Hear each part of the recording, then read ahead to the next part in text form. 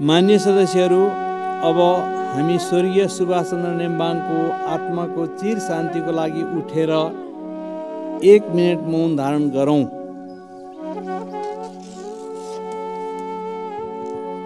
सुरु।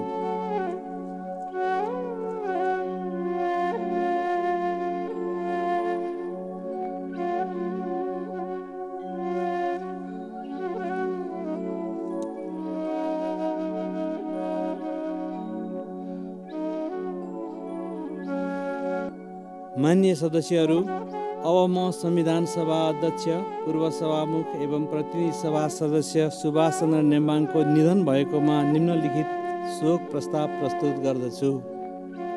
शोक प्रस्ताव। संविधान सभा अध्यक्ष, पूर्व सभामुख एवं प्रतिनिधि सभा सदस्य तथा नेपाल कम्युनिस्ट पार्टी एमालेका उपाध्यक्ष र संसदीय दलको उपनेता सुभाष चन्द्र नेम्बाङको 71 वर्षको उमेरमा मिति 2080 साल भदौ 26 गते मङ्गलबार हृदयघातबाट भएको असामयिक निधनले सिङ्गो मुलुक स्तब्ध बनेको छ। 20को दशक यताका लोकतन्त्र र गणतन्त्रका लागि भएका हरेक आन्दोलनहरूमा सक्रिय र प्रभावकारी भूमिका निर्वाह गर्नुभएका, संविधान सभा मार्फत नेपालको संविधान निर्माण गर्न अहम र नेतृत्वदायी भूमिका खेल्नुभएका, मृदुभाषी, सरल, सहज र समन्वयकारी व्यक्तित्वका धनी सुभाष चन्द्र नेम्बाङको अप्रत्याशित निधनबाट मुलुकलाई अपूरणीय क्षति पुगेको छ।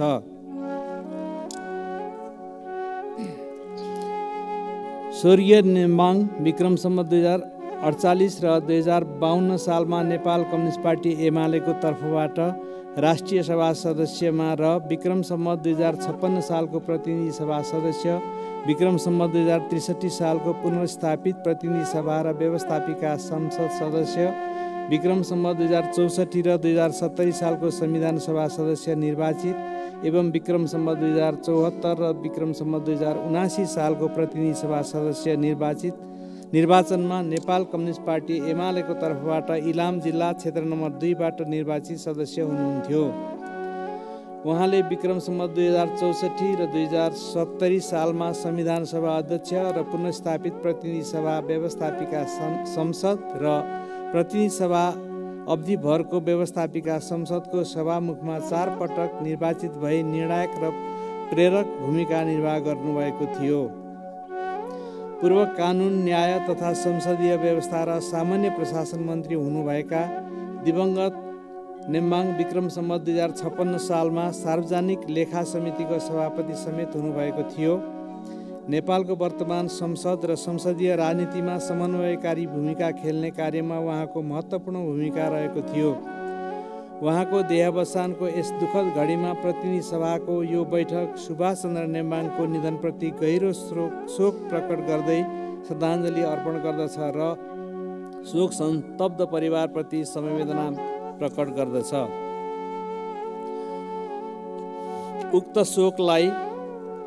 शोक प्रस्तावलाई पारित गरिदिनु हुन अनुरोध गर्दछु। उक्त शोक प्रस्ताव सर्वसम्मतिले पारित भएको घोषणा गर्दछु।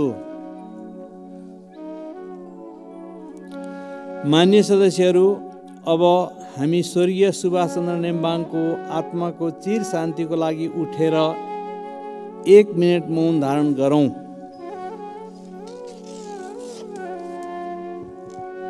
सुरु।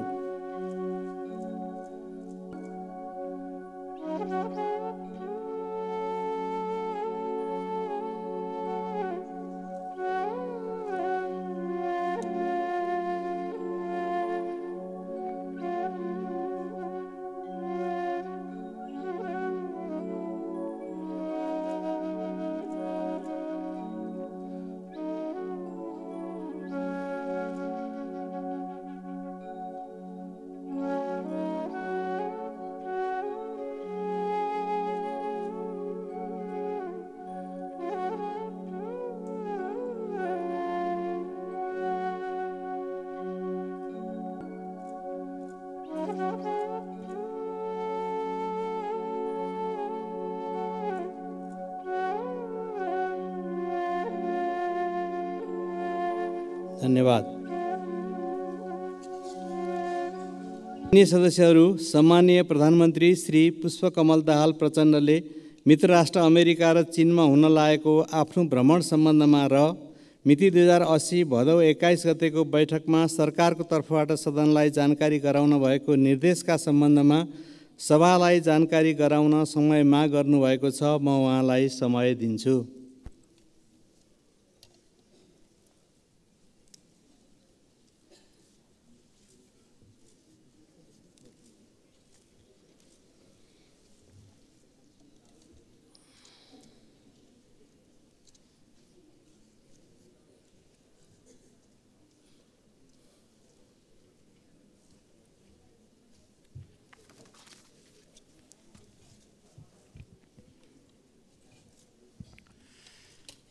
सम्मान्य सभामुख महोदय, छिमेकी मित्र राष्ट्र चीनका प्रधानमन्त्री महामहिम श्री ली छियाङको मैत्रीपूर्ण निमन्त्रणामा चीनको औपचारिक भ्रमण र संयुक्त राष्ट्रसङ्घको 78औं महासभामा नेपाली प्रतिनिधिमण्डलको नेतृत्व गरी न्युयोर्क प्रस्थान गर्नु अघि यस सम्मानित सदनलाई जानकारी गराउन म यहाँ उपस्थित भएको छु। सभामुख महोदय, संयुक्त राष्ट्रसङ्घको महासभामा राष्ट्राध्यक्ष तथा सरकार प्रमुखबाट नेपाली प्रतिनिधिमण्डलको नेतृत्व गरी सहभागी हुने प्रचलन रहिआएको यस सम्मानित सदनलाई अवगत नै छ। यही प्रचलन अनुरूप संयुक्त राष्ट्रसङ्घको 78औं महासभामा सहभागी भई सम्बोधन गर्नको लागि विश्व संस्थाका महासचिवबाट निमन्त्रणा प्राप्त भएको छ। न्युयोर्क स्थित संयुक्त राष्ट्रसङ्घको मुख्यालयमा आयोजना हुन गइरहेको यस महासभामा सरकार प्रमुखको हैसियतमा सहभागी भई नेपाली मौलिकताको लोकतन्त्र, समावेशी शासन प्रणालीको हाम्रो अभ्यास र समुन्नत नेपालको निर्माणमा हाम्रो प्रयासका विषयहरूलाई विश्व समुदाय समक्ष मुखरित गर्न पाउनुलाई मैले एउटा महत्त्वपूर्ण अवसरको रूपमा लिएको छु। यसै गरी यसै वर्ष दिगो विकास, जलवायु परिवर्तन, विश्वव्यापी महामारीका कारण सृजित स्वास्थ्य चुनौतीहरू, दिगो विकासका लक्ष्य हासिल गर्न वित्तीय प्रबन्ध लगायतका संयुक्त राष्ट्रसङ्घका सदस्य मुलुकहरूका साझा चासो एवं सरकारका विषयहरूमा गहन रूपमा छलफल हुने गरी साइडलाइनमा आयोजना हुने विभिन्न उच्चस्तरीय बैठकहरूमा सहभागी हुन समेत मलाई निमन्त्रणा प्राप्त भएको छ। यस वर्षदेखि अल्पविकसित राष्ट्रहरूको समूहको अध्यक्षको हैसियतले नेपालले 47वटा देशको प्रतिनिधित्व गर्दै साझा चासोका विषयहरूमा विभिन्न मञ्चमा धारणा राख्नुपर्ने जिम्मेवारी पनि हामीलाई आएको छ। यो सधैँ प्राप्त हुने अवसर होइन। यो विशेष कालखण्डमा विशेष निर्णयद्वारा यो अवसर हामीलाई प्राप्त छ। यसका लागि नेपाली प्रतिनिधिमण्डलको नेतृत्व गर्दै यही भाद्र 30मा संयुक्त राष्ट्रसङ्घको मुख्यालय न्युयोर्कतर्फ जाने मेरो तयारी रहेको छ। भ्रमणको लागि यथाशक्य सानो र छरितो प्रतिनिधिमण्डल बनाइएको छ।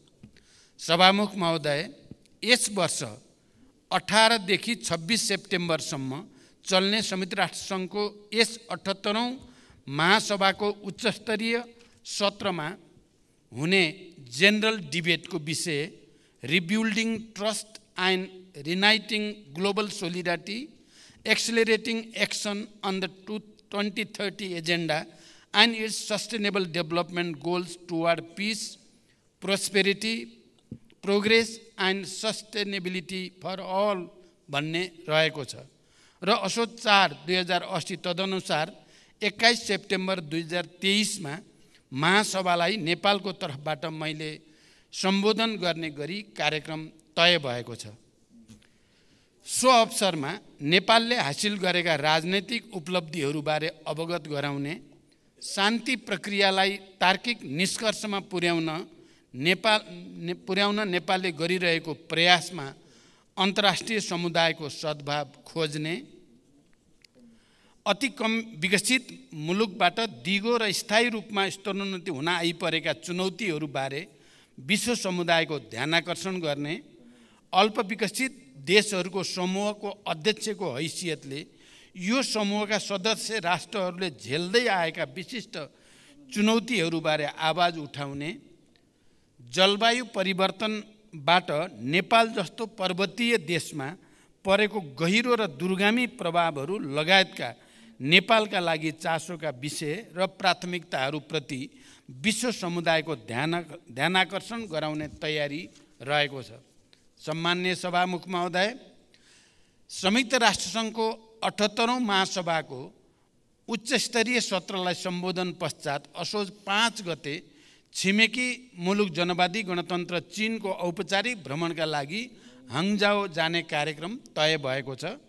संयुक्त राष्ट्रसङ्घमा गर्ने सम्बोधन र चीन भ्रमणको तालिका बीच अत्यन्त छोटो समय रहेका कारण म न्युयोर्कबाट सिधै छिमेकी मित्र राष्ट्र चीनको भ्रमणमा जानुपर्ने परिस्थिति बन्न गएको हो। नेपाल र चीन बीच सदियौँदेखि सौहार्दपूर्ण एवं घनिष्ठ सम्बन्ध रहिआएको छ र हालैका वर्षहरूमा यो सम्बन्ध बहुआयामिक क्षेत्रमा व्यापक र थप घनिष्ठ बन्दै गएको छ। चीन लामो समयदेखि नेपालको विकास साझेदार रहेको र नेपालको सर्वाङ्गीण विकासको प्रयासमा सहयोग गर्दै आएको छ। नेपालको प्रधानमन्त्रीको हैसियतमा मेरो यो तेस्रो चीन भ्रमण हुनेछ। यस भ्रमणले नेपाल चीन बीच विद्यमान द्विपक्षीय सम्बन्ध थप प्रगाढ हुनेछ भन्ने मैले विश्वास लिएको छु। यस भ्रमणलाई नेपाल र नेपाली जनताको हित एवं नेपाल चीन सम्बन्धलाई मजबुत तुल्याउन सदुपयोग गर्ने मेरो प्रयास रहने कुरा म यस सम्मानित सदनलाई अवगत गराउन चाहन्छु। हाङजाओमा नै चिनिया राष्ट्रपति महामहिम सी जिनपिङसँग भेटघाटको कार्यक्रम रहेको छ। सोही दिन म 19औं एसियन गेमको समुद्घाटन समारोहमा पनि सहभागी हुनेछु। त्यस्तै 25 सेप्टेम्बरमा बेइजिङमा समकक्षी महामहिम ली छियाङसँग मेरो औपचारिक भेटघाट र द्विपक्षीय वार्ताको कार्यक्रम रहेको छ। त्यसपछि कृषि तथा प्रविधिको क्षेत्रमा छोटो समयमै उच्च सफलता हासिल गरेको चीनको चोङकिङ महानगरपालिकामा रहेको छोङछिङ एकाडेमी अफ एग्रिकल्चरल साइन्स लगायत विज्ञान तथा प्रविधिको विकासका क्षेत्रहरूको अवलोकन गर्ने कार्यक्रम पनि रहेको छ। छोङछिङको भ्रमण पश्चात नेपालसँग सिमाना जोडिएको चीनको तिब्बत स्वशासित क्षेत्रको भ्रमणमा जाने र त्यहाँका उच्च पदस्थ अधिकारीहरूसँग भेटवार्ता गरी नेपाल फर्कने कार्यक्रम रहेको जानकारी म यस सम्मानित सदनलाई गराउन चाहन्छु। कोभिड महामारीपछि प्रधानमन्त्रीको हैसियतमा हुने पहिलो उच्चस्तरीय भ्रमणले नेपाल र चीन बीचको द्विपक्षीय सम्बन्धलाई थप मजबुत बनाउनका साथै नेपालको पूर्वाधार विकास, कृषि, ऊर्जा, पर्यटन, स्वास्थ्य, शिक्षा लगायत विविध क्षेत्रमा छिमेकी मित्र राष्ट्र चीनबाट प्राप्त सहयोग बारे छलफल हुनेछ। भ्रमणका क्रममा कोभिडको कारण नियमित हुन नसकेका द्विपक्षीय व्यापार नाका र परम्परागत सीमा नाकाहरू खोल्ने विषयमा समेत कुराकानी हुनेछ। नेपालको प्रधानमन्त्रीको हैसियतमा मैले गर्ने छिमेकी मित्र राष्ट्र चीनको औपचारिक भ्रमणबाट दुई देशबीच रहिआएको परम्परागत सहयोगात्मक सम्बन्ध थप सुदृढ हुने तथा आपसी सहयोगका क्षेत्रहरू थप विस्तारित हुँदै जाने मैले विश्वास लिएको छु। साथै संघीयता लागू भएपछिको दोस्रो आम निर्वाचन पश्चात बनेको सरकार प्रमुखको हैसियतमा